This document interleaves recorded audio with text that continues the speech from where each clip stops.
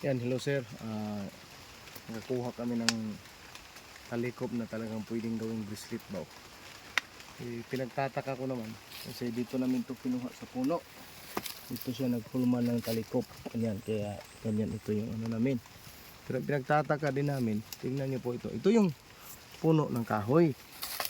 Ito yung puno. Meron po isang uri din ng baging. Instead na gumawa siya ng talikop, ang ginawa na, yung ugat niya ay kanyang ibinaon. So naging taguliwas. At ito yung ugat niya. Oh. Bumalik sa baba. Yan, kaya nagpagkasunduan namin na kunin. Ha? Kasi maganda. Parang to pwede gawing tungkod. So kunin natin. Ito ang pinaka-importante. Pero siyempre ito din na yung ugat niya. Oh.